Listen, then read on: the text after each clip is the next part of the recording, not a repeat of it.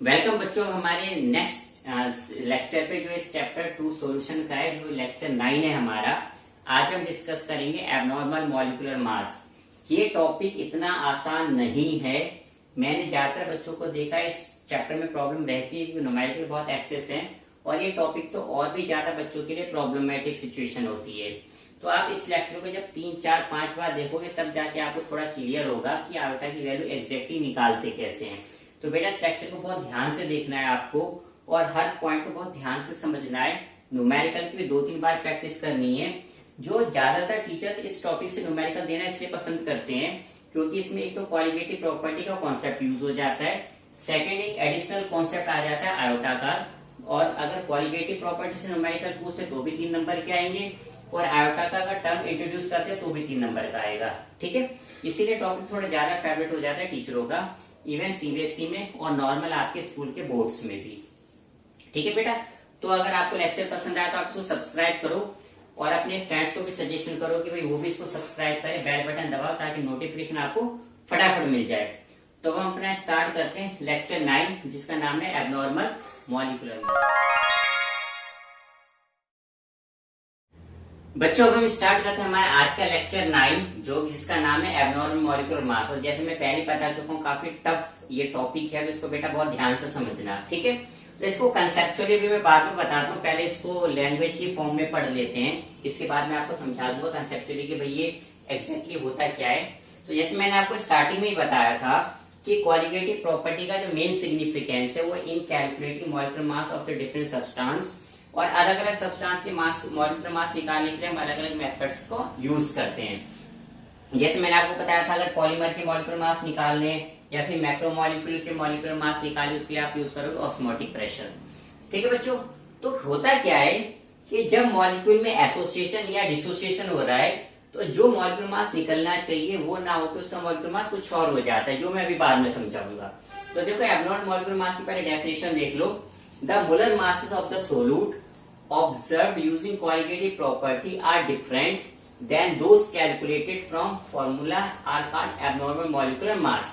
तो मैं इस लेक्चर की इस स्लाइड के बाद जो आपको स्लाइड दिखाऊंगा उसके बाद आप वापस दोबारा एक बार इस स्लाइड को पढ़ लेना। अब इसकी वजह क्या है, मैंने जैसे कि आपको पता है एसोसिएशन या डिसोसिएशन। तो एसोसिएशन में क्या है, जैसे बेंजोइक एसिड है, ये क्या बनाता है, डाइमर बनाता है, held together by hydrogen bond, thus the number of solute particles become half. Since the qualitative property is inversely related to the molecular mass of the solute, the observed molecular mass is twice. तो जो normal molecular मास होता है benzoic acid का वो 122 होता है और जो हमारे क्या कहते हैं क्वालिटेटिव प्रॉपर्टी के मेथड से जो निकलता है वो 244 निकलता है, जस्ट ट्वाइस।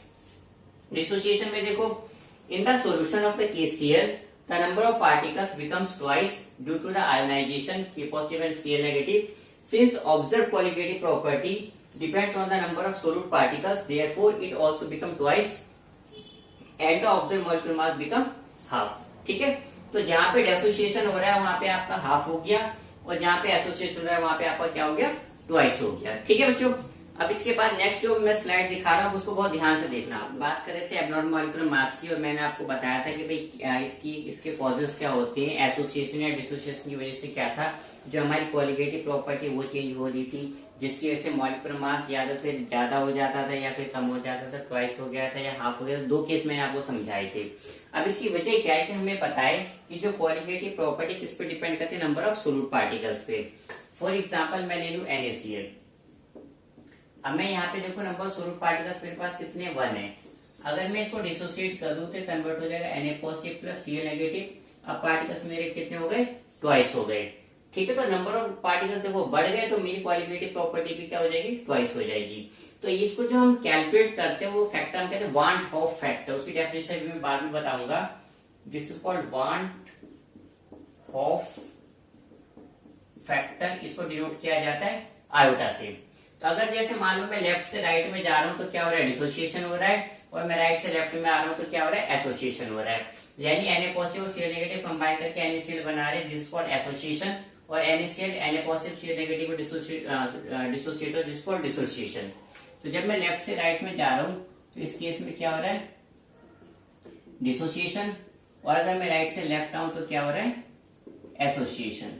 ठीक है। तो अगर मैं लेफ्ट से राइट में जाऊँ तो नंबर ऑफ पार्टिकल्स ट्वाइस हो रहे हैं, और मैं राइट से लेफ्ट में जा रहा हूँ तो हाफ हो रहे हैं। इस केस में आयोटा मेरा क्या हो जाएगा, 2 हो जाएगा, क्योंकि पार्टिकल्स कितने हो गए, ट्वाइस हो गए। अभी मैं राइट की बात कर रहा हूँ। अब जैसे मान लो मैं ले लू K2SO4, तो ये ब्रेक हो रहा है 2K पॉजिटिव SO4 2 नेगेटिव। ठीक है। तो यहाँ पे देखो नंबर ऑफ पार्टिकल्स 1 है, यहाँ पे पार्टिकल्स कितने 3 है। तो इस केस में कहूंगा iota is equal to 3, but इनमें मुझे एज्यूम करना पड़ेगा कि कंप्लीटली डिसोसिएटेड। ठीक है। अब इसे मान रहे हैं 3 पॉजिटिव प्लस 3 Cl नेगेटिव। इसके केस में जो आयोटा की वैल्यू होगी, यहाँ पे देखो पार्टिकल 1 है, यहाँ पे पार्टिकल 4 हो गए, आयोटा हो जाएगा 4। ठीक है। तो अगर इस केस में मैं लेफ्ट से राइट जाऊं, तो अगर मैं डिसोसिएशन लेके चलूं तो आयोटा 2 हो जाएगा, और राइट से लेफ्ट आऊं तो ये हाफ हो जाएगा, जो मेरी क्वालिटेटिव प्रॉपर्टीज है। ऐसे इसमें अगर मैं लेफ्ट से राइट जाऊं तो आयोटा 3 हो जाएगा इन केस ऑफ डिसोसिएशन, और राइट से लेफ्ट आऊं तो 1/3 हो जाएगा। इसमें अगर मैं लेफ्ट से राइट जाता हूं तो मेरे कितने हो गए, 4 टाइम्स हो गए, राइट से लेफ्ट आऊं तो 1/4 हो जाएगा। ठीक है। तो जब भी एसोसिएशन या डिसोसिएशन हो रहा है, तब हम अगर क्वालिटेटिव प्रॉपर्टी कैलकुलेट करते हैं तो आइदर ग्रेटर देन आता है और लेस देन आता है। ठीक है। तो अभी तक जो हमने 4 केस पढ़े हैं, relative lowering, osmotic, elevation, depression, सब में हम ये मान के चल रहे कि ना तो एसोसिएशन हो रहा है ना कोई डिसोसिएशन हो रहा है। तो जब भी एसोसिएशन डिसोसिएशन होता है तो क्वालिटेटिव प्रॉपर्टी हमारी डिफरेंट आती है, तो हमें पता चल जाता है कि मॉलिक्यूल सॉल्यूशन के अंदर एसोसिएट हो रहा है या डिसोसिएट हो रहा है। ठीक है बच्चों। तो इन केस ऑफ एसोसिएशन, ठीक है, अगर मान लो इन केस ऑफ एसोसिएशन, ये 1 नंबर का क्वेश्चन पूछता है सीबीएसई में, जो आयोटा की वैल्यू होती है वो होगी less than 1, and in case of dissociation जो आयोटा की वैल्यू होगी वो ग्रेटर देन होगी 1 होगी। तो ये जो है ना 1-1 नंबर के क्वेश्चन होते हैं। ठीक है बच्चों। तो ये हमारा थोड़ा कंसेप्चुअल पार्ट हुआ। जैसे जैसे इस टॉपिक में हम आगे बढ़ेंगे वैसे वैसे टॉपिक समझ में आएगा। ये टॉपिक बहुत ज्यादा कॉम्प्लिकेटेड है, तो इसको बहुत ध्यान से आपको इस लेक्चर को देखना है, बहुत शांत दिमाग से। ठीक है बच्चों। फिर मैंने आपको आयोटा की वैल्यू की थोड़ा बहुत आइडिया दिया था कि भाई आयोटा की वैल्यू हम किस तरीके से लेते हैं। फिर मैंने आपको ये भी कहा था कि भाई इसको हम कहते हैं वान हॉफ फैक्टर। अब हम जान लेते हैं कि एग्जैक्टली वान हॉफ फैक्टर होता क्या है। तो हम कहते हैं in order to know about the extent of association और dissociation of solute in solution, van't Hoff factor introduce a factor iota. ठीक है। तो जो आपका सबस्टांस हो किस हद तक डिसोसिएट हो रहा है या किस हद तक एसोसिएट हो रहा है, प्रेसिपिटेट हो रहा है, ये हमको आयोटा की वैल्यू बताते हैं। हम कहते हैं वांट ऑफ फैक्टर। इसे निकालने के हमारे पास 3 मेथड है। एक तो normal molar mass. Normal molar mass वही है जो हम अभी तक निकालते हैं। जैसे मान लो मैं कहता हूँ वाटर का 18 होता है, 18 होता है, CO2 का 44 होता है, मीथेन का 16 होता है, ग्लूकोज का 180 होता है। तो इस तरह जो हम निकालते हैं they are called normal molecular mass. और ये जो ऑब्जर्व्ड मॉलिक्यूलर मास है ये हम निकालेंगे with the help of qualitative property जो हमने 4 पढ़ी, relative lowering, osmotic, elevation and depression. Second इसका मेथड है ऑब्जर्व्ड क्वालिटेटिव प्रॉपर्टी। ये आपको न्यूमेरिकल में गिवन होगी, जब हम न्यूमेरिकल करेंगे तो आपको और समझ में आ जाएगा। अपॉन में नॉर्मल क्वालिटेटिव प्रॉपर्टी। ठीक है। तो नॉर्मल क्वालिटेटिव प्रॉपर्टी वो होती है जो हम निकालते हैं विद द हेल्प ऑफ, ठीक है, जो हमारे पास अगेन 4 फॉर्मूले हैं। उसके बाद देखो फिर हमारे पास है total number of moles of particle after association और डिसोसिएशन अपॉन में total number of particles before dissociation और एसोसिएशन। तो ये आपको जो फॉर्मूले आपको समझ में तभी आएगा जब आप न्यूमेरिकल्स करोगे। ठीक है बेटा। तो अभी इसको फटाफट देख लेना, फिर जब मैं न्यूमेरिकल्स कराऊंगा तो मैं आपको अच्छी तरीके से एक्सप्लेन कर दूंगा। फिर मैंने आपको पहले बताया था, दोबारा से देख लो। अगर डिसोसिएशन हो रहा है तो आयोटा की वैल्यू ग्रेटर देन होगी, और अगर एसोसिएशन हो रहा है तो लेस देन 1 होगी। ठीक है। अगर सोल्यूशन में ना तो डिसोसिएशन हो रहा है ना एसोसिएशन हो रहा है तो वांट ऑफ फैक्टर क्या होता है, 1 होता है, जो हम अभी तक लेते आए हैं, जो हमने अभी 4 क्वालिटेटिव प्रॉपर्टी पढ़ी है। बट अब हम वो केस पढ़ रहे हैं जिसमें या तो एसोसिएशन हो रहा है या फिर डिसोसिएशन हो रहा है। तो आयोटा की वैल्यू क्या है, नॉट इक्वल टू 1। तो नॉट इक्वल टू 1 का मतलब हमारे पास 2 कंडीशन होगी, आइदर ग्रेटर देन 1 और लेस देन 1। जितनी भी क्वालिटेटिव प्रॉपर्टी पढ़ी है सब में एब्नॉर्मेलिटी आ जाएगी। जैसे हम लोगों ने सबसे पहले पढ़ा था relative lowering of vapour pressure. इसका फॉर्मूला हम लोगों ने पढ़ा था P0 माइनस PS अपॉन में P0 equal to X2। Second हमने पढ़ा था, हम नोट्स के हिसाब से ले लेते हैं, एलिवेशन इन बॉइलिंग पॉइंट इसकी हमने एक्सप्रेशन करा था delta TB equal to M dot KB. Third हमने करा था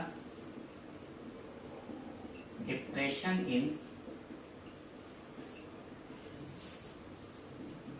फ्रीजिंग पॉइंट, इसकी हमने डेरिवेशन करा था delta T F is equal to M dot K F. और फोर्थ हमने लिया था क्वालिटेटिव प्रॉपर्टी में ऑस्मोटिक प्रेशर, ठीक है। तो उसमें हमने कहा था pi B is equal to N R T, ठीक है बेटा। तो अभी तक हमने जितनी क्वालिटेटिव प्रॉपर्टी पढ़ी थी उसमें हम ये मान के चल रहे थे कि ना तो एसोसिएशन हो रहा है ना डिसोसिएशन हो रहा है। तो अब जब हम इसमें पढ़ेंगे तो हम सब में टर्म यूज करेंगे आयोटा, ठीक है। अगर मान लो ना तो एसोसिएशन हो रहा है ना डिसोसिएशन हो रहा है तो आयोटा अगेन इक्वल टू 1 होगा। आप नॉर्मल कैलकुलेशन करोगे, अगर वेरिएशन आ रही है तो आयोटा की कुछ ना कुछ वैल्यू होगी। अब क्या वैल्यू होगी वो हम निकालेंगे with the help of numericals, ठीक है बच्चों। अब बच्चों हम लेके चल रहे हैं want Hoff factor and degree of dissociation, यानी इन केस ऑफ डिसोसिएशन हम बात कर रहे हैं। तो देखो if a solute a form and dissociation gives n ions and alpha is the degree of dissociation. तो चाहे डिग्री ऑफ डिसोसिएशन हो चाहे एसोसिएशन हो, जनरली हम अल्फा को ही से इसको डिनोट करते हैं। तो हमने कोई रिएक्शन ले ली जिसमें जो ए है इसके ये एन है, ये इक्वल टू एन प्रोडक्ट बना रहा है। तो हमने रिएक्टेंट को ले लिया 1 मोल, प्रोडक्ट आपका क्या हो जाएगा 0। तो हमने मान लिया कि जो हमारा रिएक्टेंट है वो माइनस अल्फा की डिग्री से डिक्रीज हो रहा है। तो जितना रिएक्टेंट डिक्रीज होगा उतना प्रोडक्ट इंक्रीज करेगा। अब प्रोडक्ट के नंबर ऑफ मोल्स एन है, इसलिए हमने क्या लिखा एन अल्फा।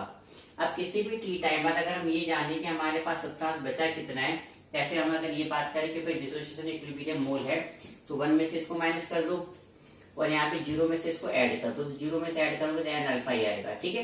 फिर हम कहते हैं total number of moles after dissociation of 1 mole of ए।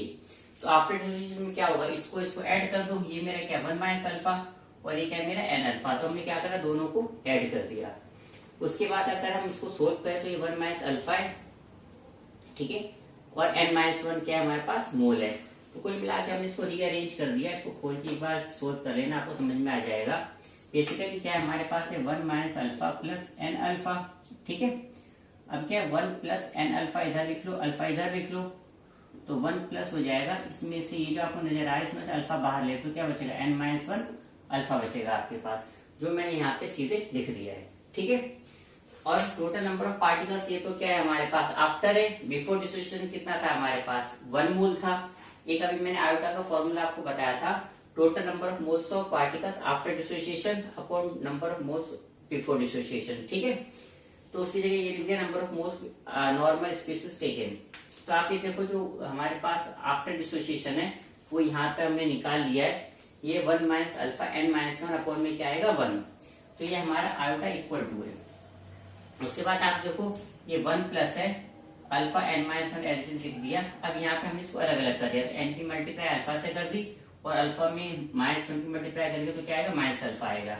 इसके बाद में एक स्टेप और करके दिखा देता हूँ आपको, यहाँ पे कर देते हैं। तो आप देखो ये जो वैल्यू मेरी आयोटा इक्वल टू क्या है 1 plus N alpha minus alpha, 1 को इधर ले जाओ, आयोटा माइनस 1 इक्वल टू क्या हो जाएगा एन अल्फा माइनस अल्फा।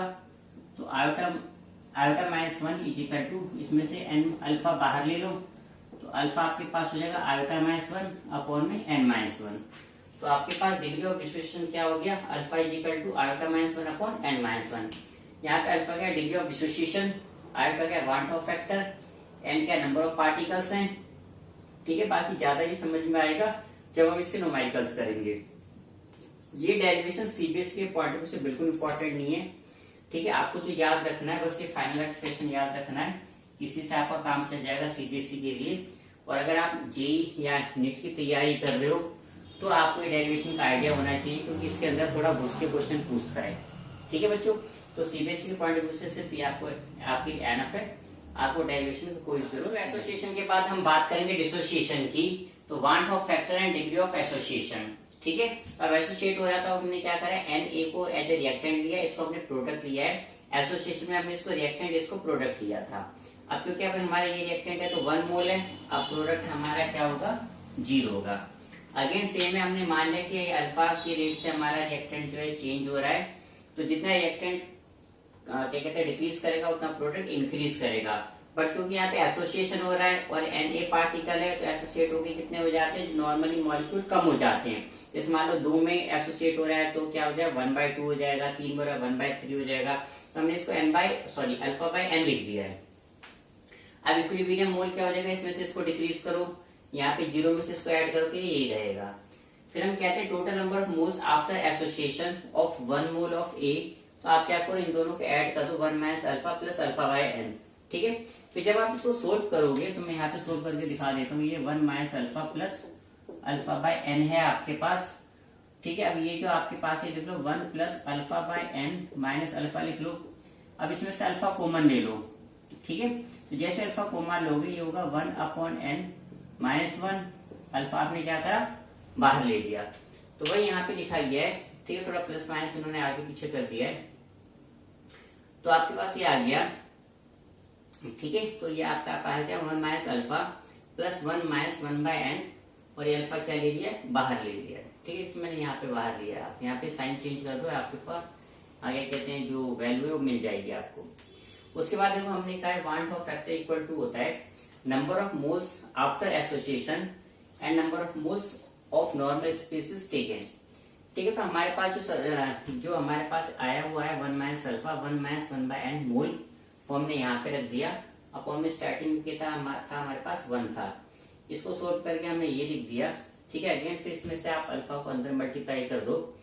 ठीक है, तो अल्फा इंटू 1 क्या हो जाएगा, माइनस अल्फा, और अल्फा की इसकी मल्टीप्लाई करोगे तो हो जाएगा अल्फा बाय एन। ठीक है, फिर फर्दर इसको जब आप सोल्व करोगे तो आपके पास ये एक्सप्रेशन आएगा। और जनरली में बच्चों को का काम इसी में चल जाता है, तो आप बस इसको याद कर लो, iota is equal to 1 minus alpha plus alpha by N. ठीक है, अगेन ये डेरिवेशन की आपको सीबीएसई में जरूरत नहीं पड़ती है। सीबीएसई में सिंपल आप ये एक्सप्रेशन याद करो, आपका इसी से काम चल जाएगा। ये डेरिवेशन की जरूरत उन बच्चों को जो जेई या नीट की तैयारी कर रहे हैं। ठीक है, तो आप इसको स्किप कर सकते हो। तो मेनली आपके लिए क्या है, ये वाली इक्वेशन ज्यादा इंपॉर्टेंट है। ठीक है, तो फिर हम इसको खत्म करके एक बार मैं कंपाइल कर देता हूँ आपको अभी तक जो हमने पढ़ा है, क्योंकि ये टॉपिक बहुत ही टेढ़ा है, उतना इजीली समझ में नहीं आता। ठीक है, तो मैंने आपको वांट ऑफ फैक्टर कहा था, आयोटा से जो नोट करते हैं ये तब आता है जब एसोसिएशन हो रहा है या डिसोसिएशन हो रहा है। अगर डिसोसिएशन हो रहा है तो आयोटा की वैल्यू ग्रेटर देन 1 होगी। ठीक है, इन केस ऑफ डिसोसिएशन, और अगर एसोसिएशन हो रहा है तो आयोटा की वैल्यू लेस देन होगी। ठीक है, फिर मैंने आपको बताया था आयोटा निकालने के 3 मेथड हैं। पहला मेथड मैंने आपको बताया था ये होगा नॉर्मल मोलर मास, यानी अब तक आप जैसे निकालते हो, अपॉन एबनॉर्मल मॉलिक्यूलर मास, जो आप फॉर्मूले से निकालोगे। आपके पास 4 फॉर्मूले कोलिगेटिव प्रॉपर्टी के। सेकंड फॉर्मूला हमने पढ़ा था ऑब्जर्व्ड कोलिगेटिव प्रॉपर्टी, जो मैंने आपको बताया था न्यूमेरिकल में गिवन होगी, अपॉन में कैलकुलेटेड कोलिगेटिव प्रॉपर्टी, अगेन जो आप 4 फॉर्मूले से निकालोगे।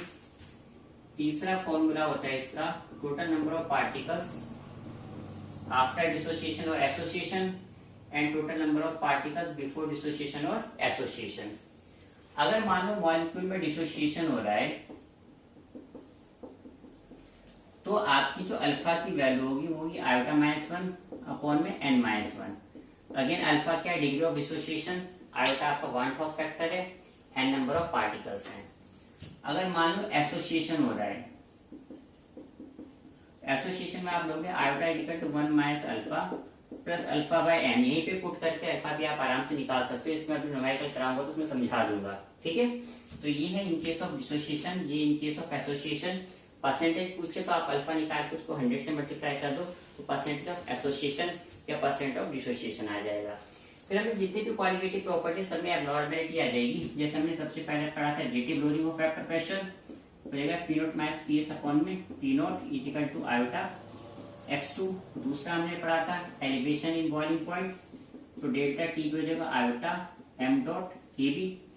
तीसरा हमने पढ़ा था depression in freezing point, delta T F हो जाएगा iota m dot K F. और चौथा हमने पढ़ा था ऑस्मोटिक प्रेशर, तो पाई भी इक्वल टू आयोटा, ठीक है, nRT। तो ये हमारा कंपाइलेशन है वांट ऑफ फैक्टर यानी एबनॉर्मल मॉलिक्यूलर मास का। तो इसमें हम ये भी कह सकते हैं Since solute dissociate or associate in solution, therefore molecular mass determined on the basis of expression of different qualitative properties have to be modified. तो हमारे पास जितनी भी क्वालिटेटिव प्रॉपर्टी हमने सबको मॉडिफाई करा है. कैसे मॉडिफाई करा है? With the help of this iota values. ठीक है बच्चों, तो ये हमारा थ्योरेटिकल पोर्शन कंप्लीट हुआ. अब हम इस टॉपिक के न्यूमेरिकल्स पे आते हैं.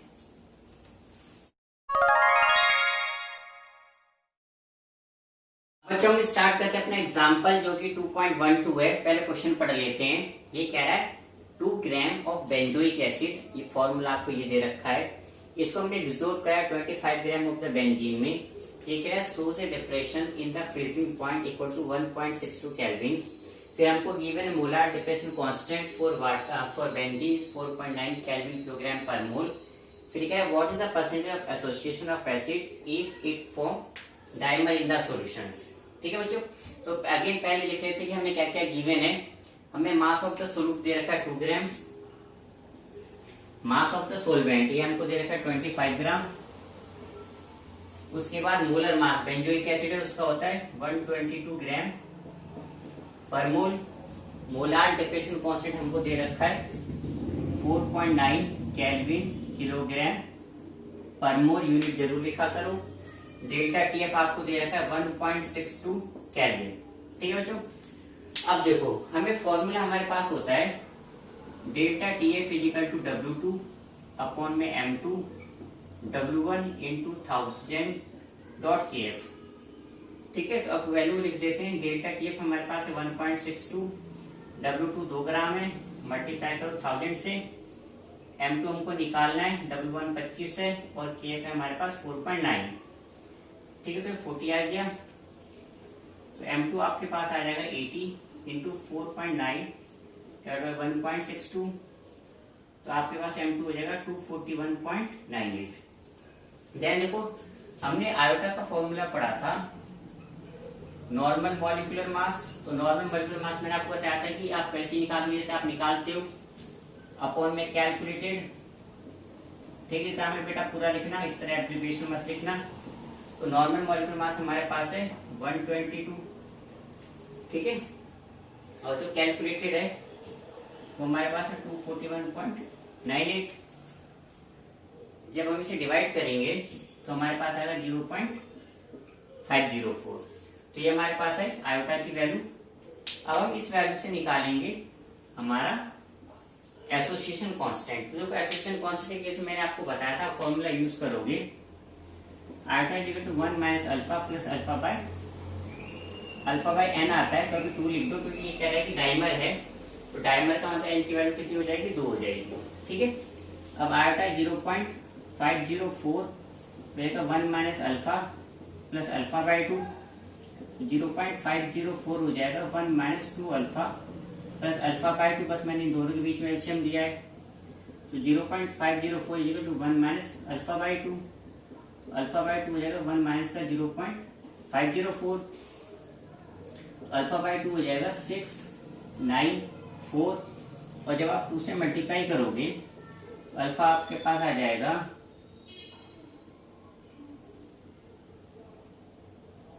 0.992. ठीक है, अब इसको 100 से मल्टीप्लाई कर दो तो आपका आ जाएगा 99.2%. यानी ये तो हमारा सॉल्ट ही 99.2% क्या हो रहा है? एसोसिएट हो रहा है. ठीक है बेटा, अब इस न्यूमेरिकल को मैं आपको एक मेथड से और निकाल के दिखाता हूँ. जैसे हमने आयोटा के 3 मेथड पढ़े थे. एक तो in terms of molecular mass, एक हमने पढ़ा था in terms of qualitative property. तो मैं क्वालिटेटिव प्रॉपर्टी के टर्म्स में समझाऊंगा. ठीक है, वैसे आंसर एनएफ है. ये आपको एनसीईआरटी में दे रखा है. मैं एक मेथड और समझा रहा हूँ आपको, तो उसके लिए मैं इसको हटा रहा हूँ. बस इतना. अब आप देखो इसके अंदर अब मैं डेल्टा टीएफ निकालूंगा. W2 दे रखा है 2 ग्राम, ये 1000. M2 अब मैं पुट कर रहा हूँ. पहले मैंने साइलेंट कर दिया था 25 मल्टीप्लाई बाय 4.9. इसको आप सोल्व करोगे तो 3.21 आएगा. अब आयोटा हमने पढ़ा था observe colligative property upon calculated. Observe मैंने आपको कहा था क्वेश्चन में गिवन होगी, जैसे कि आपको गिवन है 1.62 और कैलकुलेटेड जो आप निकालोगे यहाँ पे जो आपने निकाला है 3.21. जब आप उसको डिवाइड करोगे तो अगेन आपका आएगा 0.504. आगे की कैलकुलेशन सेम रहेगी. तो आयोटा की वैल्यू आप चाहे कोएलिगेटिव प्रॉपर्टी के रेफरेंस से निकालो, चाहे मॉलिक्यूलर मास से निकालो, जैसे मैंने अभी पीछे निकाला है, आपका आउटपुट सेम ही आएगा। ठीक है बेटा, तो इसीलिए मैं कहता हूँ कि न्यूमेरिकल कंसेप्चुअली समझो, जरूरी नहीं कि जो मैथ्स की बुक में लिखा है वही आपको फॉलो करना है, और भी मेथड्स होते हैं। तो ये हमारा एग्जाम्पल कंप्लीट हुआ 2.12। अब हम आते हैं अपने नेक्स्ट एग्जाम्पल स्टार्ट करते हैं हमारा एग्जाम्पल 2.13। और वैसे बहुत बड़ा एग्जाम्पल है ये, वैसे सीबीएसई में आज तक तो आया नहीं है, ना आने के चांसेस हैं, बट कई स्कूल में टीचर्स इसको दे देते हैं थोड़ा बच्चों को कंफ्यूज करने के लिए। तो कंसेप्चुअली समझ लो अच्छा है, बाकी नीट और जेईई में आने के चांसेस होते हैं इसके। ठीक है, तो पहले क्वेश्चन पढ़ लेते हैं। ये कह रहा है 0.6 ml आपको दे रखा है एसिटिक एसिड, फॉर्मूला दे रखा है आपको, जिसकी डेंसिटी 1.06 ग्राम पर ml is dissolved in 1 liter of the water. Depression in the freezing point observed for this state of the acid was 0.0205 degree Celsius. हमें एक तो निकालना है calculate the van't Hoff factor, और सेकंड निकालना है dissociation constant of the acid. तो again हर बार की तरह पहले लिख लेते हैं, हमें गिवन क्या है। वॉल्यूम ऑफ द वाटर, हमें पहले एसिटिक एसिड ले लो, volume of the acetic acid हमको दे रखा है 0.6 ml। ठीक है, ये यहाँ पे दे रखा है आपको, और density of the acetic acid हमको दे रखा है 1.06 ग्राम पर ml दे रखा है। वॉल्यूम ऑफ द वाटर हमें गिवन है 1 लीटर। डिप्रेशन फ्रीजिंग पॉइंट हमको दे रखा है 0.0205 डिग्री सेल्सियस। ठीक है, हमें पता है देखो। अच्छा, एक इसके अंदर केएफ की वैल्यू नहीं दे रखी, तो मैंने आपको बताया था केएफ जो होता है आपको याद रखना है वाटर के केस में 1.86 केल्विन किलोग्राम पर मोल, ये आपको ध्यान रखना है वाटर के केस में केबी और केएफ दोनों की वैल्यू। अब देखो डेंसिटी होता है मास अपॉन वॉल्यूम, तो मास क्या हो जाएगा डेंसिटी इंटू वॉल्यूम। अब डेंसिटी है हमारे पास 1.06 और वॉल्यूम में 0.6, तो ये हमारे पास आ गया मास, इसकी यूनिट होगी ग्राम में। देन उसके बाद निकाल लो नंबर ऑफ मोल्स।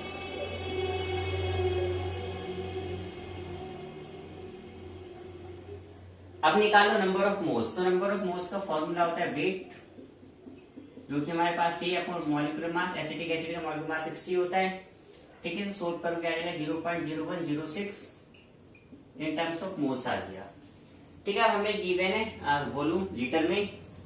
ठीक है, तो आप सबसे पहले लीटर को कन्वर्ट कर लो, क्योंकि इसमें हमें मोलिटी चीजें होती है। पहले कहा था कि वाटर के केस में डेंसिटी होती है 1 ग्राम पर सेंटीमीटर क्यूब। अगेन डेंसिटी होता है मास अपॉन वॉल्यूम, और आपके पास मास हो जाएगा डेंसिटी इंटू वॉल्यूम, तो डेंसिटी हो गया 1 ग्राम पर सेंटीमीटर क्यूब। वॉल्यूम आपको 1 लीटर दे रखा है, तो 1000 सेंटीमीटर क्यूब हो जाएगा, तो जाएगा 1000 ग्राम, या फिर आप इसको कह दो 1 किलोग्राम। इसके बाद आप निकाल लो मोलैरिटी। तो देखो मोलैरिटी क्या होता है, number of moles of solute upon में 1 kg ऑफ सोलवेंट। तो नंबर ऑफ मोल्स है हमारे पास 0.0106, और वेट तो हमारे पास 1 kg है, तो मोलैरिटी आ गई 0.0106। ठीक है, अब हमारे पास मोलैरिटी आ गई। ठीक है, यहाँ तक अच्छी तरह समझ लो, मैं इसको रब कर रहा हूँ, मिटो रहा हूँ।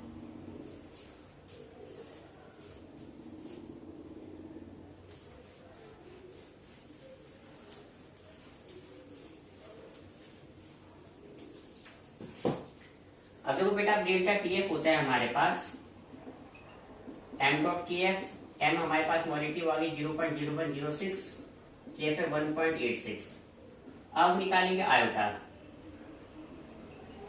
आयोटा होता है observe colligative property upon calculated colligative property. बेटा एग्जाम में पूरा लिखना।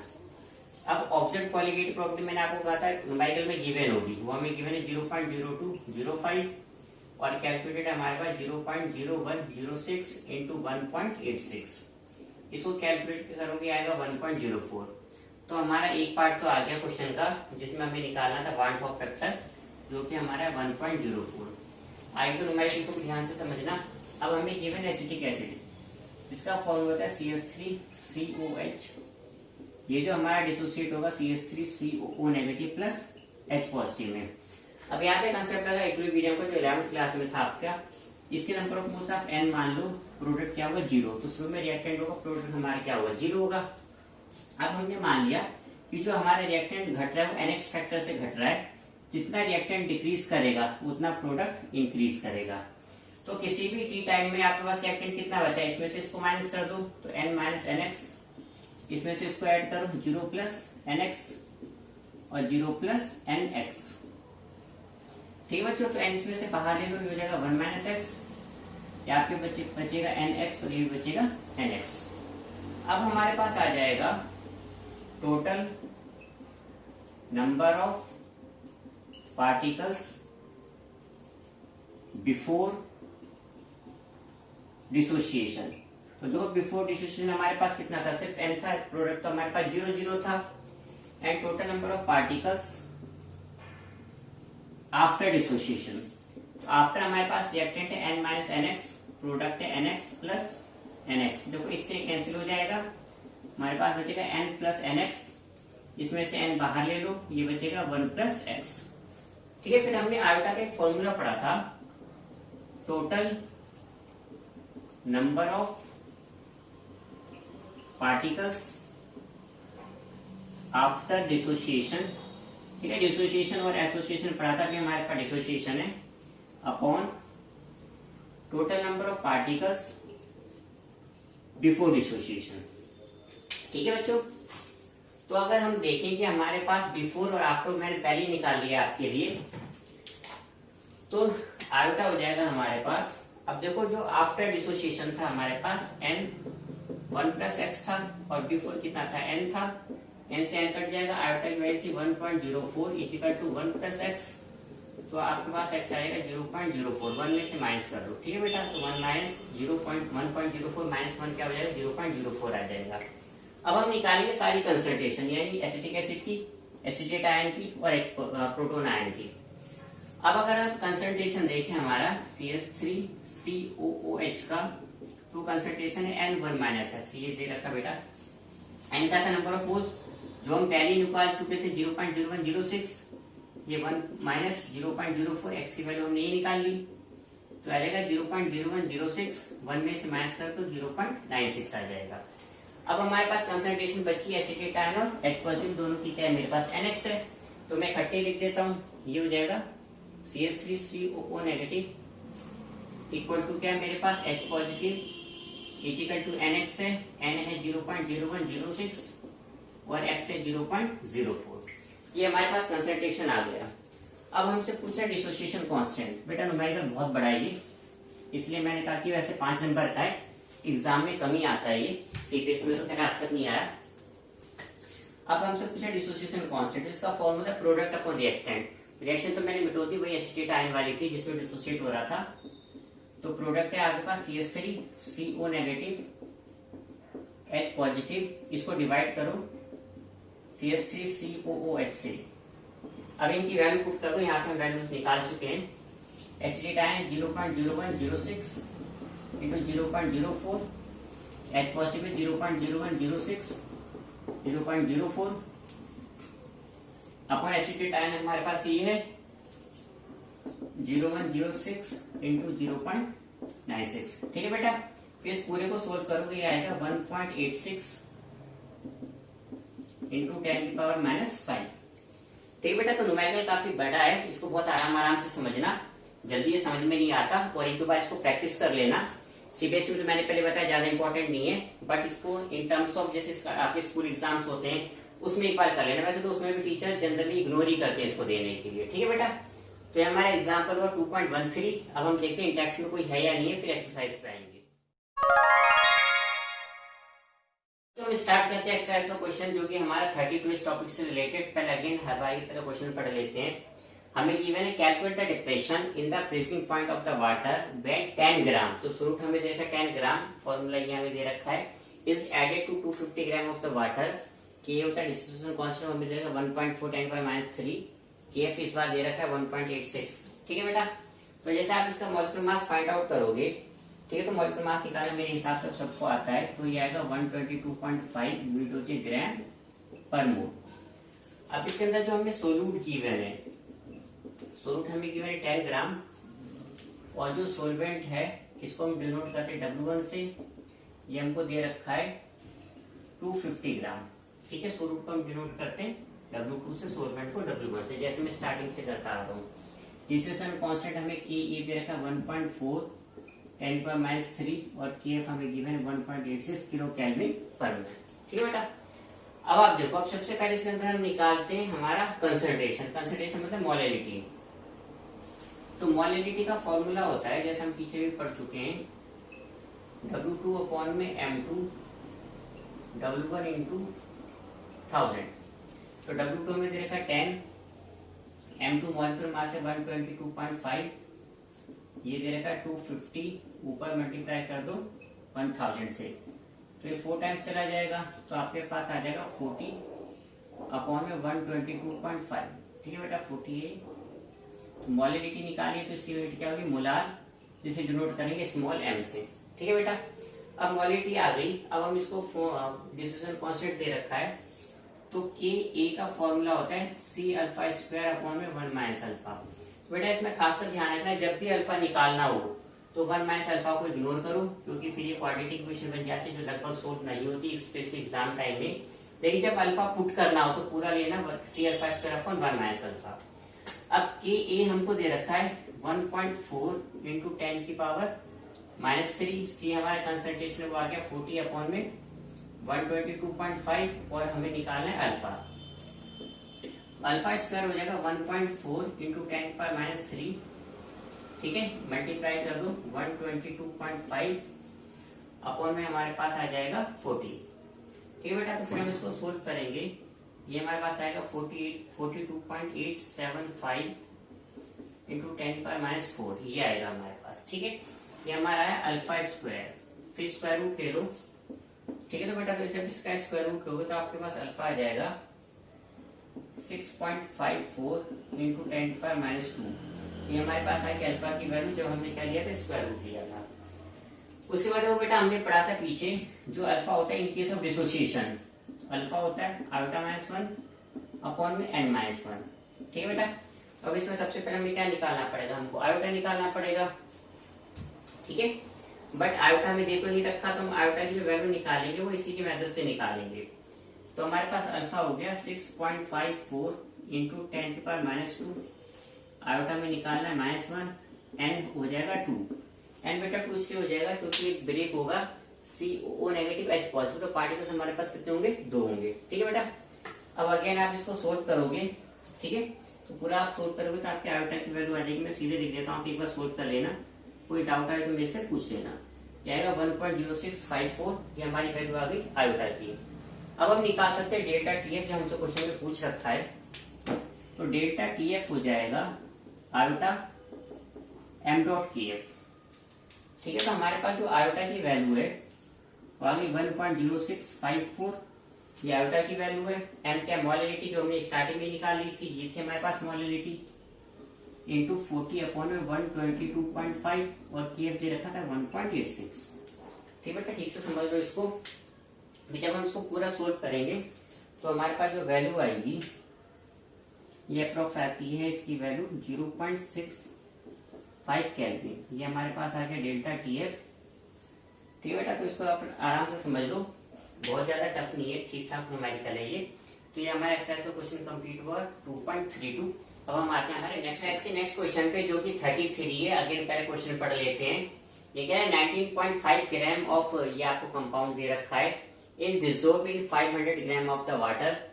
Depression in the freezing point in water आपको दिया गया 1.0 डिग्री सेल्सियस। हमको निकालना है calculate the van't Hoff factor and dissociation constant of the fluoroacetic acid. ठीक है, इसका फॉर्मूला ये दे रखा है आपको। पहले देख लेते हैं हमें क्या क्या गिवन है।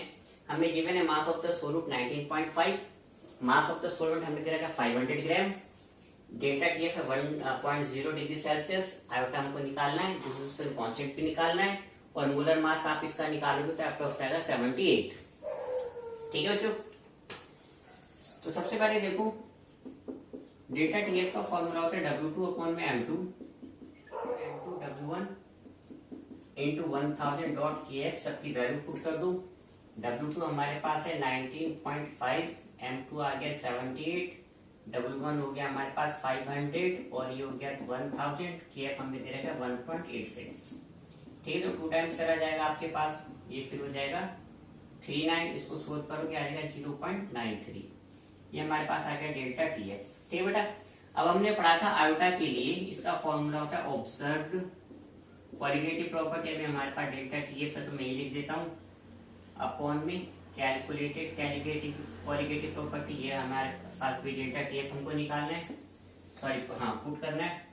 तो आयोटा हो जाएगा, ऑब्जर्व हमें दे रखा है 1 डिग्री सेल्सियस और कैलकुलेटेड हमारे पास 0.93 डिग्री सेल्सियस। बेटा फिर इसको 1 में से डिवाइड करोगे आपके पास आएगा 1.0753 हमारे पास आ गई आयोटा की वैल्यू।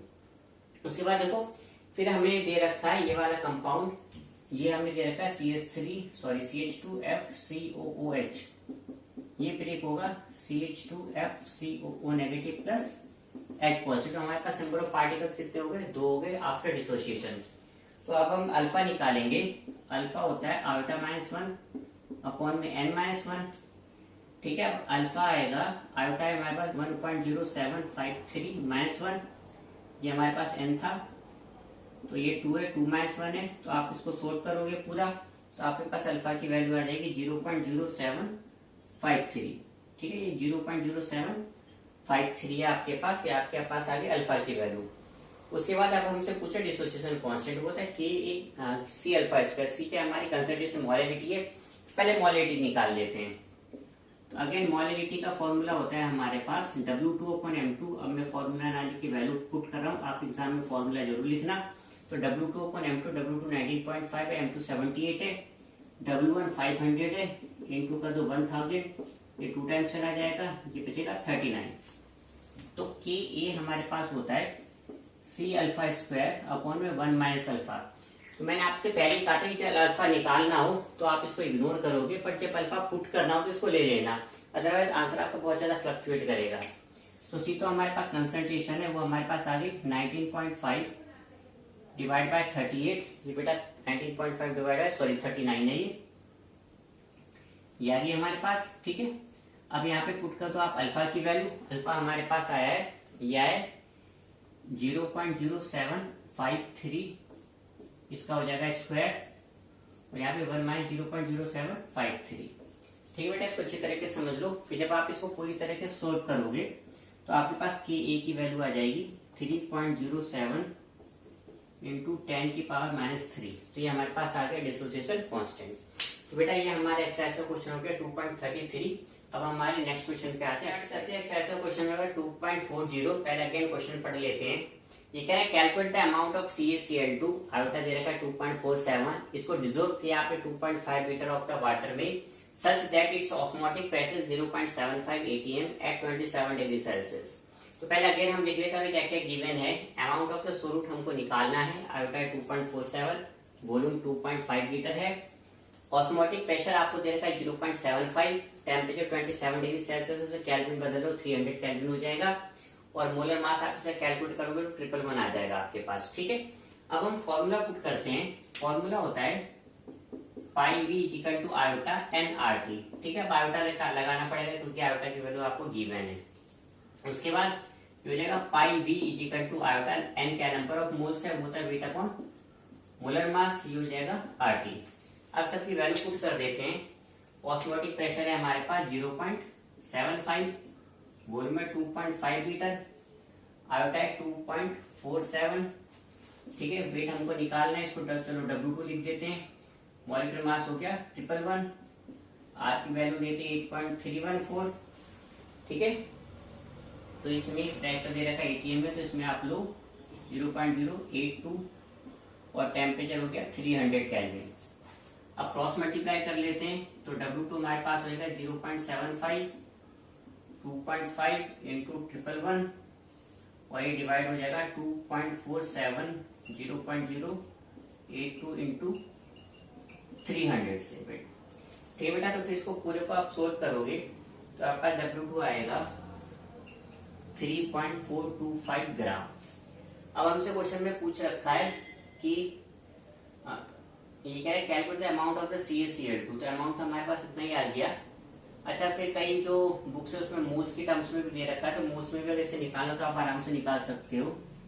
अगर मोल्स में निकालना तो मोल्स का formula weight upon molecular mass, तो वेट तो आपके पास आ गया 3.425, मॉलिक्यूलर मास आपके पास कितना है 111 है, ठीक है बेटा, तो इसको आप सोल्व करोगे, आपके पास आ जाएगा 0.03 मोल। तो पीछे जो आंसर दे रखा है 0.03 दे रखा है, काफी रिफ्रेशर में भी ये आंसर लिखा हुआ है।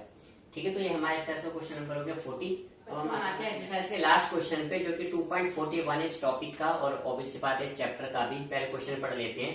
Determine the osmotic pressure of A solution prepared by dissolving 25 milligram of K2SO4 in 2 liter of the water at 25 degree Celsius, assuming that it is completely dissociated। ये बहुत इंपॉर्टेंट वर्ड है, इसको बहुत ध्यान से देखना है। जब भी ये वर्ड कहता है तो आपको पता होना चाहिए कि जो K2SO4 है ये डिसोसिएट होगा 2K positive plus SO4 2 negative. अब यहाँ पे हमारे पास 2 पोटेशियम के कटायन है, एक सल्फेट का अनायन है, तो मेरी जो आयोटा की वैल्यू है यहाँ पे 3 हो जाएगी। ठीक है, ये स्टेप काफी बच्चे मिस कर लेते हैं, यहीं पे मार्क्स आपको 00 मिल जाएंगे। तो 2 ये हो गए, एक ये, तो आयोटा की वैल्यू हो गई 3। ये कब यूज करोगे, जब वो कहता है assume that it is completely dissociated. ठीक है, अब हमसे ऑस्मोटिक प्रेशर पूछ रहा है पाई, सोल्यूट आपको देखा है 25 मिलीग्राम, तो 25 मिली का मतलब 10⁻³ वॉल्यूम 2 लीटर दे रखा है, टेम्परेचर दे रखा है 25 डिग्री सेल्सियस से हम केल्विन में लेते हैं इस फॉर्मूले, तो हो जाएगा 298 केल्विन। अब हमारे पास फॉर्मूला ऑस्मोटिक प्रेशर का pi V equal to iota nRT यानी W अपॉन में mRT। ठीक है, अब पाई हमारे पास, पाई तो खैर निकालना ही है, वॉल्यूम हमारे पास 2 लीटर है, आयोटा 3 हो गया, W हमारे पास है 25 इंटू 10⁻³ ठीक है, मॉलिक्यूलर मास K2SO4 है।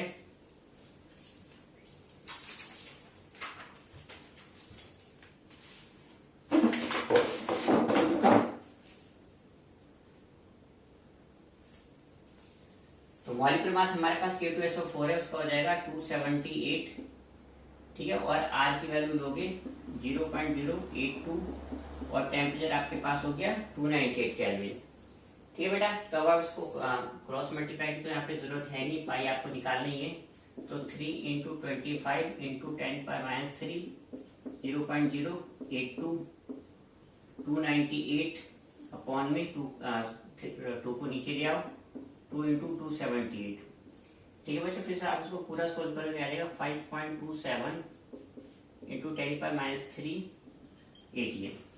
ठीक है बेटा, तो ये हमारा न्यूमेरिकल कंप्लीट हुआ एक्सरसाइज का 2.41। अब हम आते हैं, अब तो खैर आते कि आप लोग खत्म हो गया हमारा। ठीक है बेटा, तो ये हमारा कंप्लीट हुआ सॉल्यूशन की थ्योरी प्लस न्यूमेरिकल्स। 9 था जिसमें हमने डिस्कस करा है एब्नॉर्मल मॉलिक्यूलर मास। ठीक है बेटा, मैंने जैसे स्टार्टिंग में बताया था, इसको आपको 2-3 बार देखना पड़ेगा बिल्कुल क्लियर कट पिक्चर के लिए। और आपको अगर लेक्चर पसंद आया तो इसको सब्सक्राइब करो, देन बेल बटन प्रेस करो ताकि आपको समझ में आ जाए। तो अब हमने लेक्चर 9 के बाद सॉल्यूशन को पूरी तरीके से कंप्लीट कर लिया है, तो हमारे चैप्टर खत्म हो गया। इसमें एक टॉपिक मैंने छोड़ दिया था, नॉर्मेलिटी। तो मैंने आपको कहा था कि जनरली अब अकॉर्डिंग IUPAC को पहले ही हटा दिया गया, आपके NCERT में भी नहीं है, बट स्टिल काफी महान टीचर पढ़ाई वगैरह मानते नहीं है। एक मैं टॉपिक आपको नॉर्मेलिटी का डाल दूंगा, ठीक है ना, आपको JEE में आएगा ना CBSE में आएगा, but still if you are interested in knowledge bike तो आप उसको पढ़ सकते हो। तो नॉर्मेलिटी में एक टॉपिक है आपका इक्विवेलेंट मास, वो इनडायरेक्ट यूज होता है इलेक्ट्रोकेमिस्ट्री में, तो पढ़ने में भी कोई बुराई नहीं है। ठीक है, तो एक बार उस लेक्चर को भी देख लेना, मैं इन शॉर्ट आपको समझा दूंगा नॉर्मेलिटी होती क्या है। तो ये हमारा चैप्टर 2 सॉल्यूशन कंप्लीट हो गया। अब मैं नेक्स्ट चैप्टर उठाऊंगा, पहले मैं न्यूमेरिकल की कंप्लीट करूंगा कि न्यूमेरिकल ज्यादा प्रॉब्लमेटिक सिचुएशन होती है बच्चों के लिए, देन थ्योरेटिकल चैप्टर्स उठाऊंगा। ठीक है बच्चों, तो वॉच करने के लिए बहुत बहुत धन्यवाद।